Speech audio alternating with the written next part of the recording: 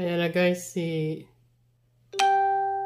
Mayor Duterte nag-file na ng kanyang COC dito sa Davao. Pinagkaguluhan talaga si Mayor Digong. Ayan siya oh. Ayan. Kita nyo guys. Ayan oh, si Mayor Duterte yan oh.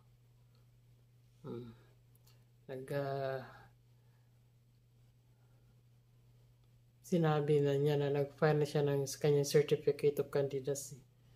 Ayan, marami talaga nag-ano kay Mayor. Ayan, si Mayor oh. Ayan oh.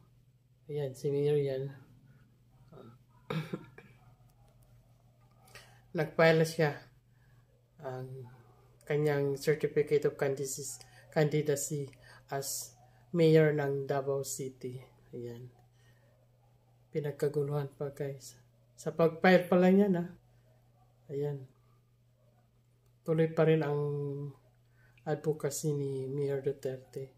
Ayaw niya talagang mapabayaan ang Davao. Malamang ang kanyang anak na si Baste ay siyang tatakbo ng senator.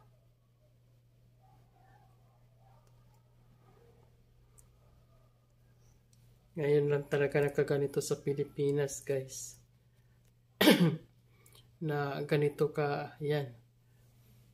Kasama niya pala si Hanilet. Ayan. Baka sa susunod si Hanilet na ang tatakbo na mayor sa Davao. Tatak Duterte pa rin yan.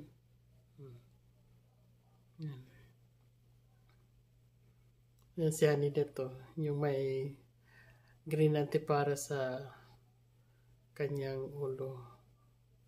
Sayang.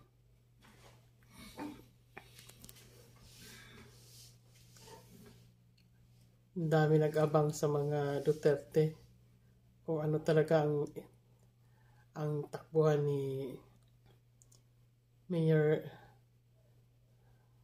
Digong. Mayor pa rin ang matik na guys. May nanalo na. Wala pang eleksyon pero panalo na si Mayor Digong. Yung ibang vlogger dito guys, naiyak talaga. Kasi feel talaga nila nga si Mayor Duterte.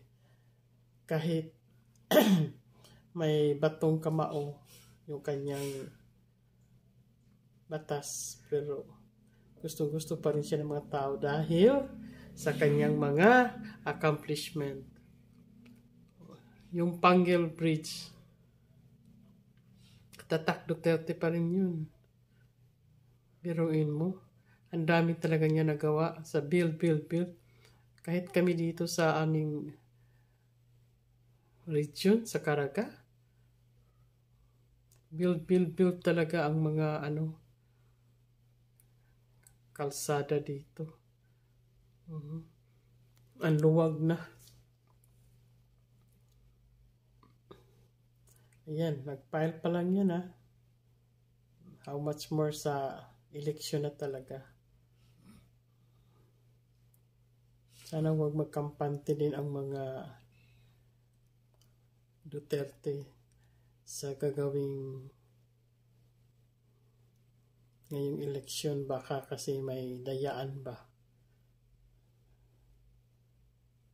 Huwag sanang mangyari yan. Andyan yata si Baste sa kanya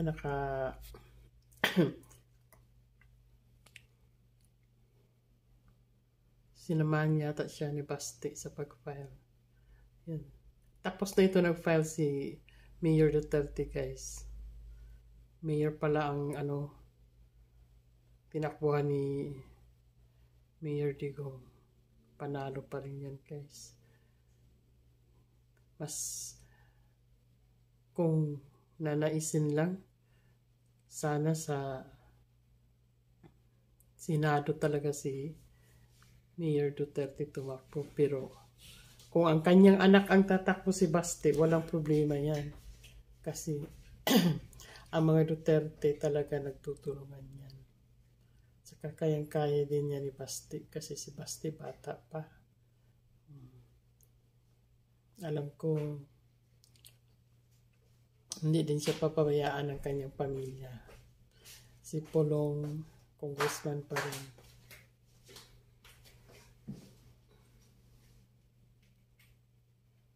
Ayan guys. Tapos na ito nag-file si Mayor Duterte ng kanyang candidacy. Ayan.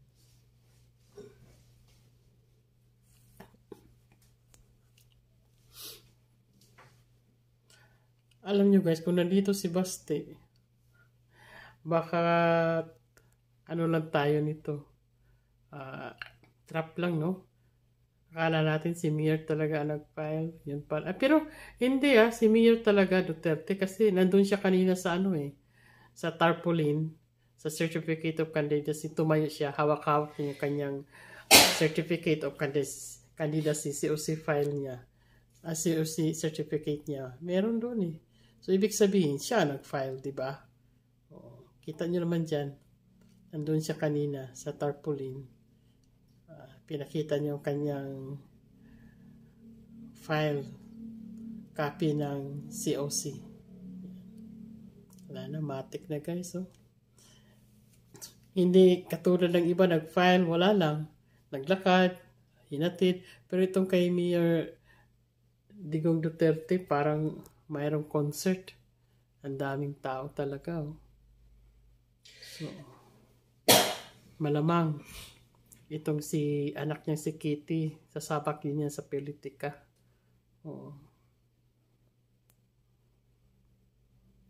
Umpisa din yan. Kaya ngayon dito, tingnan nyo. Kahit sabi nga nila, ang bunga daw nito Duterte palaging PI. Totoo yan, palagi siya nag-PPI. Tuwing nagdiskurso yan siya, tuwing nagrarally, kahit sa kanyang mga nasa stage siya, PI yung bunganga niya. Pero bakit ang mga tao ay gustong-gusto pa rin siya? Sabi niya, masama daw ang bunganga. Pagpalagay lang natin. Pero yan nga ang tanong, bakit dinudumig pa rin siya? Dahil makikita ng mga tao yung kanyang pagka-hardworking, yung kanyang totoong pagka-Pilipino talaga. Yung nasa kanyang isip at damdamin talaga ang malasakit sa mga Pilipino. Pambihira guys. Ilang taon lang siya nagiging presidente, 6 years. Pero ang dami niya nagawa. Pilay lang, wala pa nga yung 6 months or 3 months pa lang yung kanyang tukhang na programa. Doon ka na napabilib kahit sino. First time in the history. Hindi na hinahanap yung mga adik Benedictos. Kusa na silang lumabas sa kanilang lungga at nagsurrender dahil sa takot nila kay Mayor Duterte. Pero ngayon, ay ano to si Basti? Ito, ayan Ito na nga guys, sinasabi ko. Ay, pero ang nag-file talaga ay si Mayor Duterte. Kasi nandun siya kanina sa tarpaulin. O, di ba? Si Basti, hindi naman siya nagpakita doon sa tarpaulin na may hawak-hawak yung COC file. Yung ama niya. So, talagang si Mayor ang tumakbo ng Mayor Duterte ang tumakbo sa ngayong halalan as pagka-mayor. Si Duterte, sure ball na yan. Sa Senado talaga siya. Okay guys. At least, isa na lang ang hinantay natin. Si Basti na lang. Tapos na lahat nag-file ang mga Duterte clan. Okay. Thank you very much.